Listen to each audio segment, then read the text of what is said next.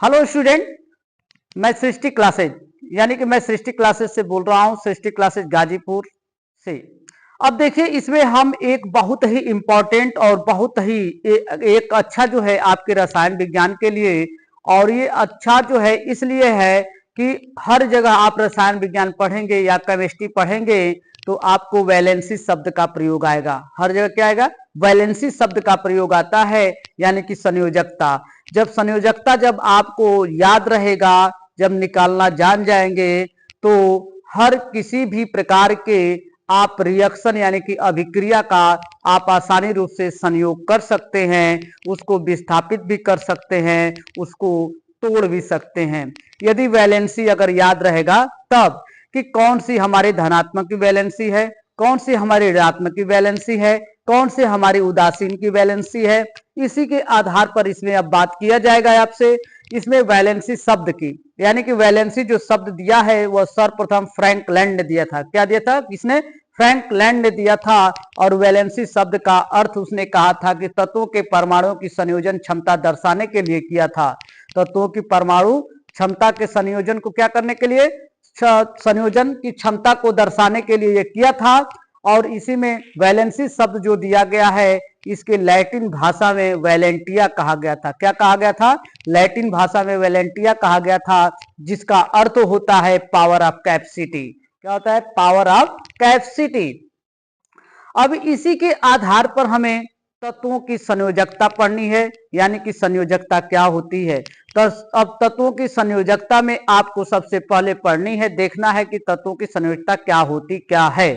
अब ये तत्वों की संयोजकता, अब यहां पर हम बात करेंगे तत्वों की परमाणु क्रमांक की। पहले तत्व की क्या याद होना चाहिए? परमाणु क्रमांक।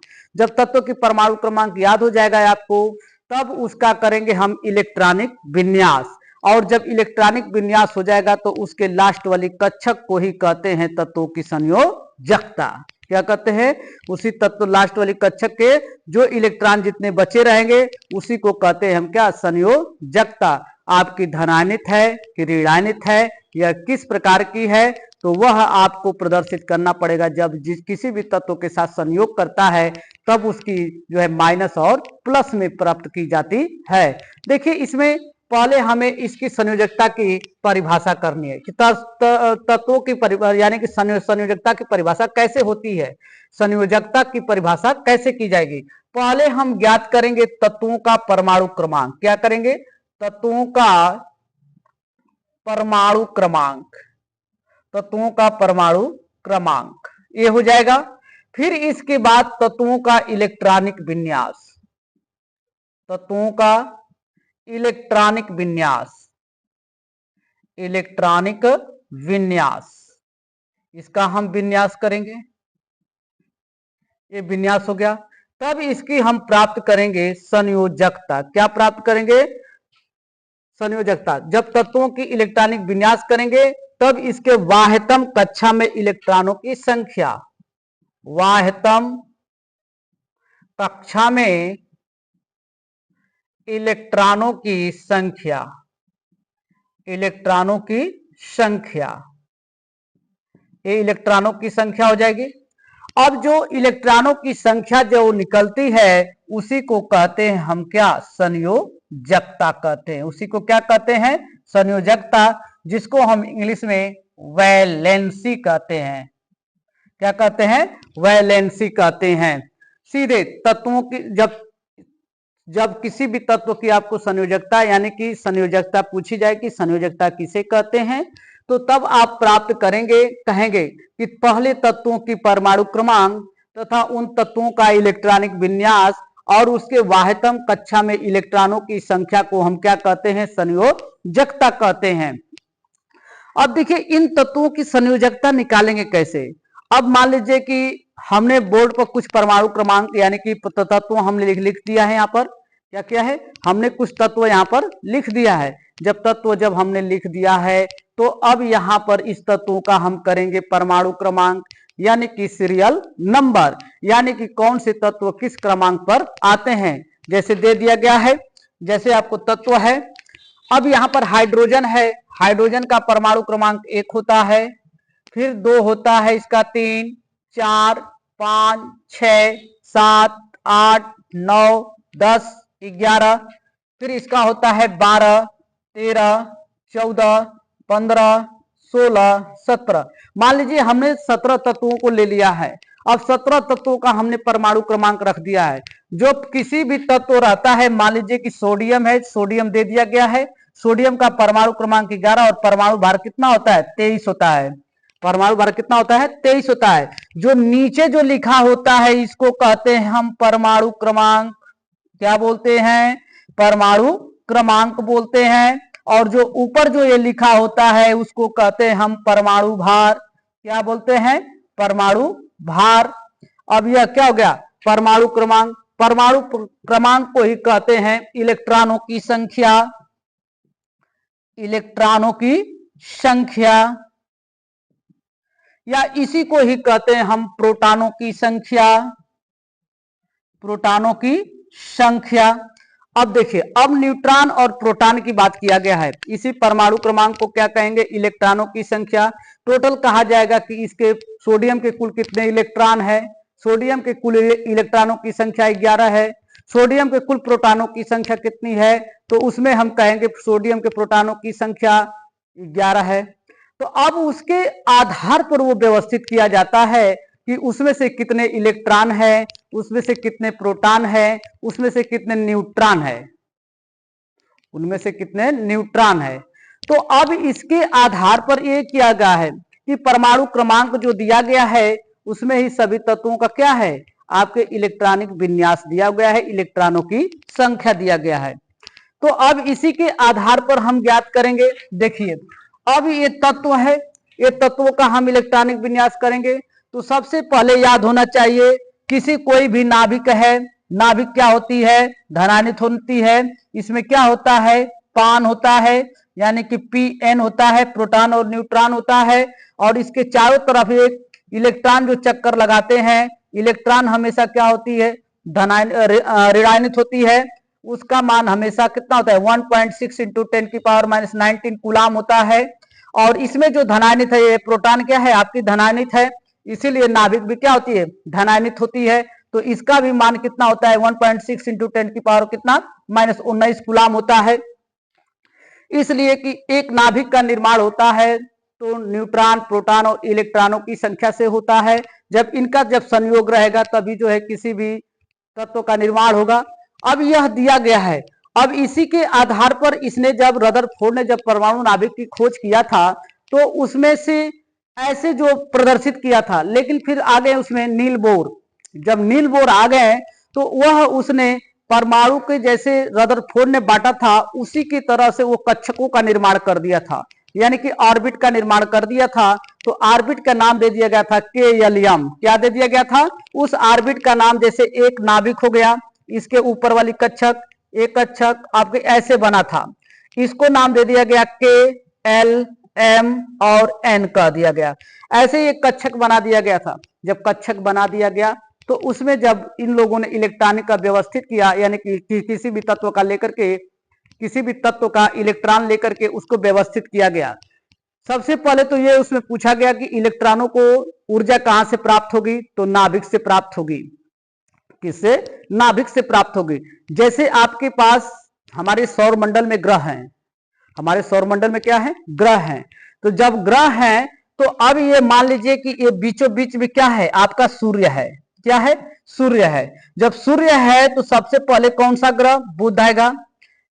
बुध आएगा, फिर शुक्र आएगा, फिर पृथ्वी आएगी, फिर इसके बाद मंगल आएगा, बृहस्पति आएगा, शनि आएगा, अरुण आएगा, वरुण आएगा। 8 ग्रह है ना।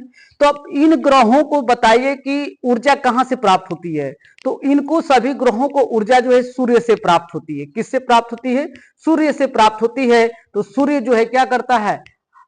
सूर्य क्या करता है? हाइड्रोजन से हीलियम में परिवर्तित करता है। तो इसमें क्या होता है? नाभिकीय संलयन होता है। क्या होता है? नाभिकीय संलयन होता है। तो उसी के आधार से नाभिकीय संलयन से ही सभी कक्षकों को ऊर्जा प्राप्त होती है। अब देखिए KLM, तो इसमें कह दिया गया कि K है तो इसमें 2 इलेक्ट्रॉन, L है तो इसमें 8 इलेक्ट्रॉन, फिर M है तो इसमें कितना इलेक्ट्रॉन? 8 इलेक्ट्रॉन, और N है तो उसमें कितना इलेक्ट्रॉन? 2 इलेक्ट्रॉन। ठीक है। अब ऐसे ही कक्षकों को बांटा गया था। अब जैसे जैसे इलेक्ट्रॉनों की संख्या बढ़ती जाएगी वैसे वैसे ये कक्षकों का मान भी क्या होगा, बढ़ता हुआ चला जाएगा। तो इसी कक्षकों के एलएम यानी कि 2 8 8 2 के आधार पर इसे हमें क्या करना है, व्यवस्थित करना है। कितना, 2 8 8 2 पर व्यवस्थित करना है। इसको कहा गया के, इसको यल, इसको यम और इसको यन कहा गया। एक कक्षक दिया गया है, इन्हीं कक्षकों के आधार पर हम इसका इलेक्ट्रॉनिक विन्यास करेंगे। अब यहां पर रखा जाएगा के, यल, यम, यन, ऐसे कक्षक बना दीजिए। अब इसके हाइड्रोजन का परमाणु क्रमांक कितना होता है, 1 होता है। जब हाइड्रोजन का परमाणु क्रमांक 1 है तो इसके के वाले कक्षक में कितने इलेक्ट्रॉन हो जाएगा, 1 हो जाएगा। इसका 2 है तो इसके 2 हो जाएगा। ये 3 है तो पहले कक्षक में 2 इलेक्ट्रॉन और यल कोष्टक में कितना हो जाएगा हमारा, 1 इलेक्ट्रॉन हो जाएगा। बहन अब ये कहता है कि अब इसे अष्टक के नियम के आधार पर तोड़ना होता है। जैसे अष्टक का नियम, जैसे अष्टक का नियम क्या कहा जाता है, अष्टक के नियम को कहते हैं बाह्य कोश में 8 इलेक्ट्रॉन पूर्ण करने की क्रिया को ही कहते हैं अष्टक नियम। क्या कहते हैं, अष्टक नियम। क्या होता है, अष्टक नियम। ये अष्टक का नाम ही है आपका 8 इलेक्ट्रॉन। क्या है, 8 इलेक्ट्रॉन। जब 8 इलेक्ट्रॉन वायतम कक्षा में जब प्रवेश कर जाएगा तो उसी की क्रिया को ही कहा जाता है अष्टक का नियम। तो अब इसमें 8 इलेक्ट्रॉन नहीं प्रवेश कर रहे हैं। अब जब तक ये जो है 8 इलेक्ट्रॉन लेकर के यल कक्षक नहीं पूरा करेगा तब तक हमारा अगला इलेक्ट्रॉन दूसरे वाले कक्षक में प्रवेश नहीं करेगा। तो अब देखिए यहां पर आपका हो गया। अब बेलेरियम का दिया है, बेलेरियम, इसका परमाणु क्रमांक पहले 2 कक्षक, ये 2 हो जाएगा, फिर इसका हो जाएगा आपका 2 हो जाएगा, फिर 3 हो जाएगा, फिर यह हो जाएगा 2 हो जाएगा, 4 हो जाएगा, फिर इसके बाद 2 हो जाएगा, फिर 5 हो जाएगा, फिर इसके बाद 2 और 6 हो जाएगा, फिर इसके बाद 2 और 7 हो जाएगा, फिर इसके बाद 2 और 8 हो जाएगा। ये 8 हो गया ना। अब यह क्या हो गया, यह अष्टक नियम बन गया। क्या बन गया, अष्टक नियम बन गया। यानी कि इसके लास्ट वाली कक्षक में कितने इलेक्ट्रॉन प्रवेश कर गए, 8 इलेक्ट्रॉन प्रवेश कर गए। तो ये क्या हो गया, अष्टक नियम हो गया। अष्टक नियम हो गया ना। फिर इसी तरह से अब यह कक्षक पूर्ण रूप से यल का कक्षक क्या हो गया, भर गया। अब किसमें इलेक्ट्रॉन प्रवेश करेंगे, यम में प्रवेश करेंगे। फिर चलेगा 2 8 कितना है, 11 है, 1 हो जाएगा, जोड़ो 2 8 10 1 11। फिर इसके बाद यह हमारा दिया है मैग्नीशियम का, तो मैग्नीशियम आपको दिया है यहां पर, तो 2 हो जाएगा, 8 हो जाएगा, 2 हो जाएगा। फिर इसका एल्युमिनियम का है 2 8 और 1 हो जाएगा, अरे सॉरी 2 8 और 3 हो जाएगा। फिर इसका हो जाएगा 2 8 और कितना हो जाएगा आपका, 4 हो जाएगा। फिर यह 2 8 5 हो जाएगा। फिर इसके बाद 2 8, फिर इसके बाद कितना हो जाएगा, 6 हो जाएगा। फिर इसके बाद 2 8 7 हो जाएगा। अब इसके बाद भी फिर एक अष्टक नियम आ जाएगा वह, ठीक है। इसी तरह से हमारे तत्वों की इलेक्ट्रॉन जैसे तत्व जैसे हमारे मिलते जाएंगे वैसे वैसे हमारे इलेक्ट्रॉनों की संख्या क्या होगी, बढ़ती हुई, यानी कक्षकों की संख्या बढ़ती हुई चली जाती है। अब इसी के आधार पर हम किसकी बात कर रहे हैं, हमें पढ़ना है संयोजकता, यानी कि हाइड्रोजन की संयोजकता कितनी होती है, हाइड्रोजन की संयोजकता कितनी होती है। उसी तरह से नाइट्रोजन की संयोजकता कितनी होती है, ऑक्सीजन की संयोजकता कितनी होती है, सोडियम की संयोजकता कितनी होती है, क्लोरीन की संयोजकता कितनी होती है, पोटेशियम की संयोजकता कितनी होती है। इस तरह से देखिए बहुत ही आसान तरीके से जब इलेक्ट्रॉनिक विन्यास आप करना जान जाएंगे तो उसके लास्ट वाली कक्षक को ही क्या कहते हैं, हम संयोजकता कहते हैं। जब वाह्यतम कक्षक में जितने इलेक्ट्रॉन रहेंगे उसी को कहते हैं हम संयोजकता। तो लास्ट वाली कक्षक क्या है, 1 2 3 4 5 6 7 तक बचेगा, 8 हो जाएगा तो 0 हो जाएगा, यही ना है। अब देखिए यह 1 2 3 4 कैसे होता है, इसका नियम होता है कि जब आप किसी भी इलेक्ट्रॉन का किसी भी तत्व का इलेक्ट्रॉनिक विन्यास करेंगे तो उसके दिमाग में रखिएगा नियम, रूल है इसका। रूल कहता है कि 1 2 3 4, ये जितने तत्व की लास्ट की कक्षक में 1 2 3 4 बचेंगे तो उन तत्वों का वही होगा संयोजकता। क्या होगा, वही होगा संयोजकता। कितना, 1 2 3 4, ये उस तत्व की संयोजकता हो जाएगी। फिर इसके बाद बचेंगे 5 6 7 और कितना 8, 8 होगा ना, 5 6 7 8। इन तत्वों की संयोजकता निकालने के लिए हम करेंगे 8 n माइनस कितना, 8 माइनस n हो जाएगा। n क्या है? वाह्यतम कक्षक में इलेक्ट्रॉनों की संख्या, वाह्यतम कक्षकों में इलेक्ट्रॉनों की संख्या, इलेक्ट्रॉनों की संख्या। जब अब बच रहा है 5, तो अब यहीं पर हो जाएगा 8 माइनस 5 बराबर 3, उस तत्व की संयोजकता हो जाएगी। उसी तरह से आपको ये प्राप्त करना रहेगा। देखिए अब पहला नियम क्या है, इसमें एक नियम कह रहा है कि 1 2 3 4, जिसकी लास्ट वाली कक्षक में इलेक्ट्रॉन बचे रहेंगे उसकी क्या रहेगी, उसकी संयोजकता रहेगी। और जिस तत्व के लास्ट वाली कक्षक में 5 6 7 8 बचेगा तो उसको हम 8 माइनस n कर देंगे। कितना करेंगे? 8 माइनस n कर देंगे, तो उस तत्व की संयोजकता प्राप्त हो जाएगी। क्या हो जाएगी? उस तत्व की संयोजकता प्राप्त हो जाती है। तो अब यहां से देखा जाए, इसकी अब निकालना है हमें क्या चीज? संयोजकता। इसकी क्या निकालना है? संयोजकता।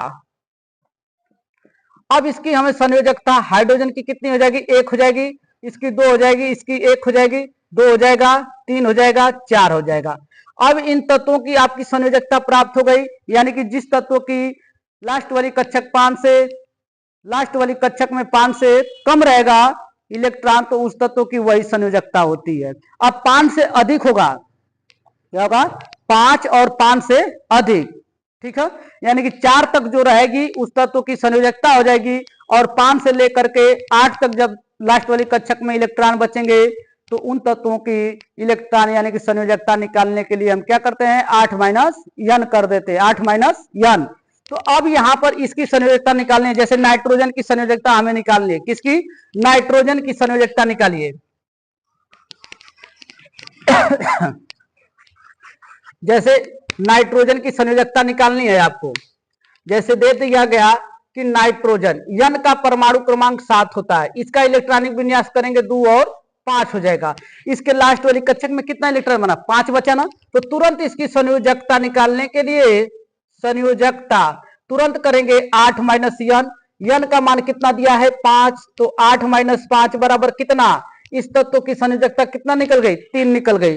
फिर उसी तरह से दिया है कि ऑक्सीजन, अब यहां पर ऑक्सीजन दिया है, ठीक है, ऑक्सीजन, ऑक्सीजन की संयोजक परमाणु क्रमांक आपका 8 होता है, तो अब यहां से निकालेंगे इसका 2 और 6 हो जाएगा, दोनों को जोड़ेंगे 8 आ जाएगा।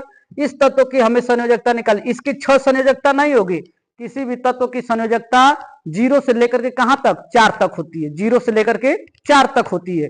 0 होगा 1 2 3 4 हो सकता है, लेकिन 4 से ऊपर उसकी संयोजकता नहीं प्राप्त की जा सकती है। तो अब देखिए यह हो गया, तो तुरंत हमें संयोजकता निकालनी है इसकी संयोजकता। तो 8 माइनस n यानी कि 8 माइनस 6 बराबर कितना? अब इसकी संयोजकता कितनी आ जाएगी? 2 आ जाएगी। इसकी संयोजकता कितनी आ जाएगी? 2 आ जाएगी। अब हमें इसी तरह से सबकी निकालनी रहेगी। देखिए अब फ्लोरीन है 7 है, तो अब यहां पर 8 माइनस 7 करेंगे बराबर कितना आ जाएगा? 1 आ जाएगा। फिर यहां पर दिया है कि 8 माइनस 8 बराबर क्या आ जाएगा? 0 आ जाएगा। फिर आपका 1 बचा है, 1 हो जाएगा, 2 हो गया, 3 हो गया, 4 हो जाएगा, यहां से हो गया। फिर यहां पर 5 6 7 बच गया, तो इसकी संयोजकता निकालेंगे तो आपकी 3 हो जाएगा, इसकी 2 हो जाएगा, इसकी कितना हो जाएगा? 1 हो जाएगा, फिर आपकी क्या हो जाएगी? 0 हो जाएगी। यही ऐसे ही एक सीरियल वाइज से एक कॉम्बिनेशन बना करके आगे की तरफ ही क्या करता है? बढ़ता हुआ चला जाता है। सबसे इसमें मान्य रखती है लास्ट वाली कक्षक के इलेक्ट्रॉन रखते हैं। क्या? लास्ट वाले कक्षक के इलेक्ट्रॉन रखते हैं। तो अब इसमें इलेक्ट्रॉन जब हो गए, तो अब यहां पर आपको ज्ञात करनी है कि जब तत्वों की इलेक्ट्रॉन यानी कि संयोजकता जब हो गया, तो कब आपका प्लस होता है और कब माइनस होता है, कब प्लस होता है और कब माइनस होता है। जैसे आप किसी भी तत्व की संयोग कराते हैं, जैसे संयोजकता पढ़ते हैं तो उसमें एक वैद्युत चुंबकीय आता है, ठीक है, वैद्युत संयोजकता, उसमें क्या आता है? वैद्युत संयोजकता आता है, वैद्युत संयोजकता। अब वैद्युत संयोजकता होती क्या है? देखिए अब वैद्युत संयोजकता में कहता है किसी भी तत्व के लास्ट वाली कक्षक में इलेक्ट्रॉन की अधिकता होती है तो दूसरे वाले कक्षक को क्या करेगा? देता है।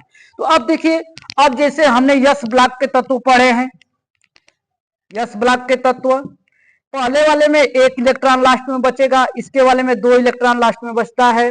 उसी तरह से आपने डी ब्लॉक के और पी आपने पी ब्लॉक के तत्वों की संयोजकता पढ़ी है।